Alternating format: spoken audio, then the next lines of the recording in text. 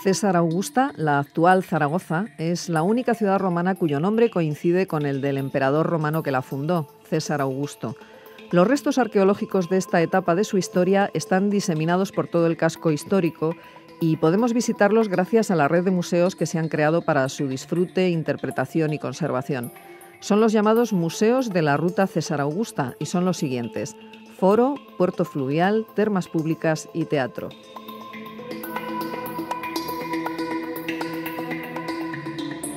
Hoy os invitamos a hacer un recorrido arqueológico y virtual por la historia de esta ciudad gracias a la radio y a la voz de Carmen Guiral Pellegrín, que es profesora de arqueología en la UNED.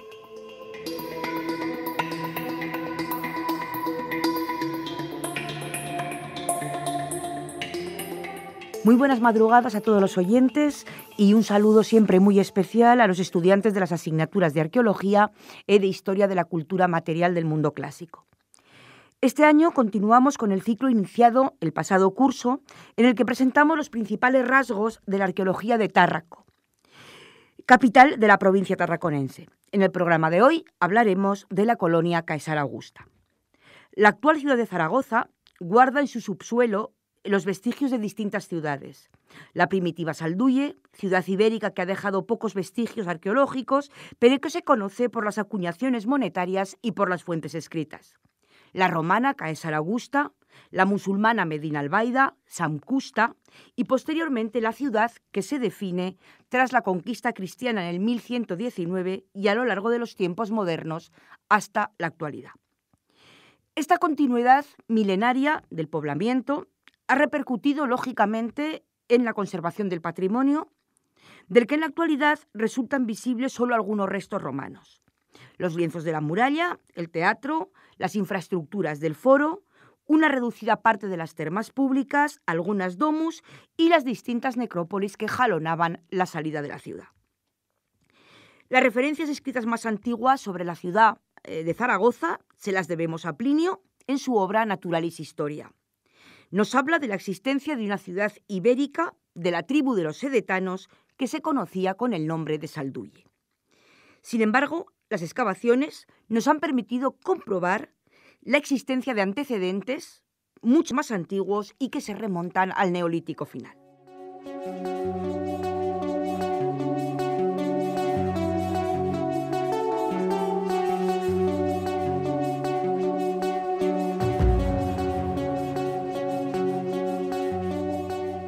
Sobre la fundación de la colonia romana se han realizado diversas propuestas, todas ellas fundamentadas en las fuentes escritas, en acontecimientos históricos, en la epigrafía, en la numismática y, a todas luces, de la arqueología. En la actualidad parece ya que se toma como opinión unánime que la colonia Caesar Augusta es fundada por Augusto en el año 14 a.C., quizá el 23 de diciembre, fecha que coincide con el 50º cumpleaños del emperador. La categoría de Zaragoza se explica por su importancia estratégica, por su condición de capital del convento jurídico, cabeza de puente, nudo de comunicaciones del norte de Hispania, ciudad de Augusto y gran mercado del Ebro, servido por el Flumen Iberus. El arranque urbano tiene lugar a partir de la fundación por parte de Augusto. La colonia inicial se adapta al relieve del terreno, se inscribe en un rectángulo aproximado de 895 metros por 513, discurriendo sus vías de forma paralela y perpendicular al río Ebro.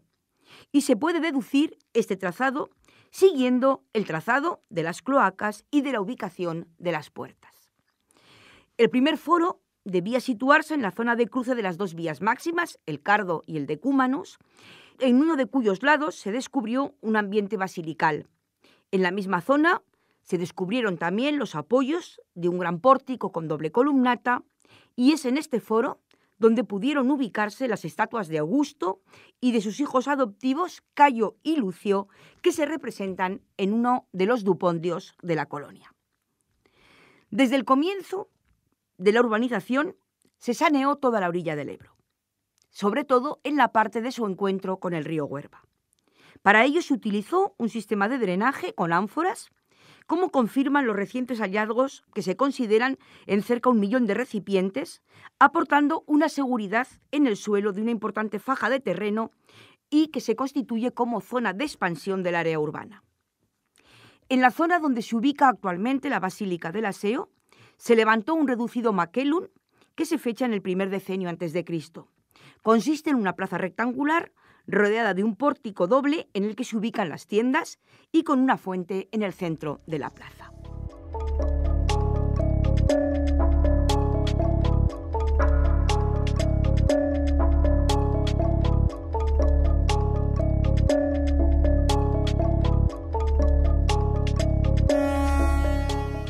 El crecimiento de la ciudad se consolida con Tiberio, momento en el cual se hicieron grandes aterrazamientos del terreno.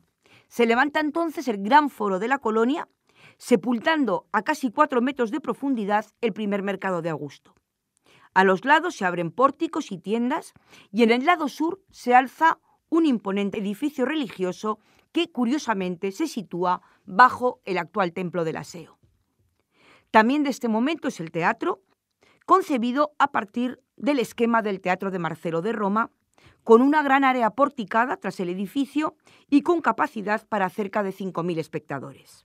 La etapa Julio-Claudia se caracteriza por una gran actividad constructiva. Se levantan las primeras termas públicas conocidas y el impulso comercial de la colonia, que era un gran centro distribuidor, se vio reforzada con una infraestructura de un nuevo mercado situado, en este caso junto al Ebro, al lado de las murallas. Las abundantes reformas que se constatan en las estancias domésticas son consecuencia de una gran renovación poblacional y de la actividad económica de la ciudad. En época Flavia, la colonia Cesaro Augusta se convierte en el gran centro del Ebro. Los datos arqueológicos demuestran el enriquecimiento de algunas domus, en las cuales se incorporan termas privadas. También se constata una gran reforma en el edificio teatral, que afecta sobre todo a la escena del teatro y que incluye la pavimentación con mármol de la orquesta. La saturación del suelo urbano se demuestra por la ocupación del área oriental de la ciudad, lindando ya con el Huerva. También es de esta época la instalación de grandes industrias alfareras en el exterior de la colonia en este caso. Se levantan los cementerios, como podéis imaginar, siempre extramuros, junto a los accesos principales y a partir de las puertas de entrada. Del siglo I se conocen las necrópolis de incineración en el lado oriental y occidental de la ciudad. En este mismo horizonte cronológico, es decir, en época Flavia, se incluye la construcción del anfiteatro, cuyos cimientos de grandes proporciones, realizados lógicamente en Opus Caementicium, se localizan en una zona extramuros de la colonia.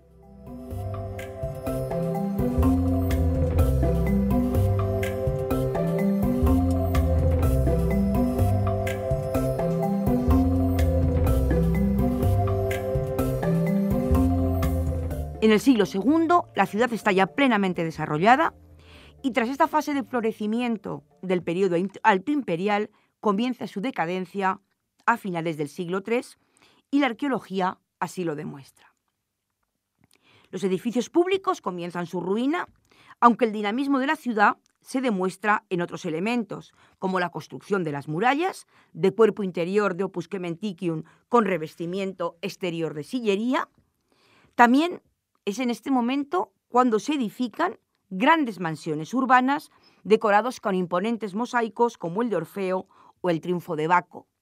Y también es este momento el de la construcción de las villas rurales, como por ejemplo la Villa de la Malena, que son un indicio de que las inversiones se desviaban al ámbito privado. Un claro indicio de la vitalidad de esta ciudad es el temprano arraigo del cristianismo. Hacia el año 254 y 255, Cesaro Augusta contaba con una importante comunidad de cristianos, según se desprende de la epístola de Cipriano. Y además la ciudad estuvo duramente afectada por las persecuciones de finales del 3, en la que murieron los 18 mártires y padeció suplicio Santa Engracia, como describe Prudencio en su obra Peristefanum. También de comienzos del siglo IV, es el momento en el que muere Vicente, diácono del obispo Valerio, que es en la actualidad el patrono de la ciudad.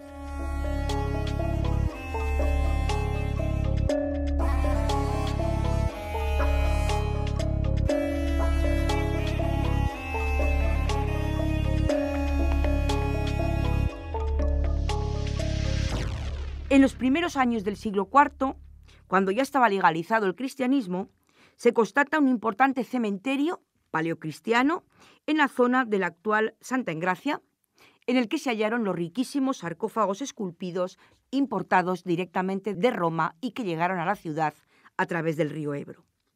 A lo largo del siglo IV, la Iglesia cesar-agustana alberga un concilio dedicado a la condena de las prácticas priscilianistas. Las fuentes literarias suponen que Cesar Augusta era una de las principales ciudades de Hispania durante el siglo IV, y la potente muralla de ese momento es una buenísima prueba de ello. Sin embargo, en esta misma época es cuando se abandonan las termas y otras zonas de la colonia, aunque se siguen constatando algunas reformas en el edificio teatral. Durante el siglo V, las fuentes siguen dando indicio de la riqueza de la ciudad, que fue incluso la sede temporal de algunos emperadores como Constante. Sin embargo, estos hechos literarios entran en contradicción con los restos arqueológicos que son realmente paupérrimos.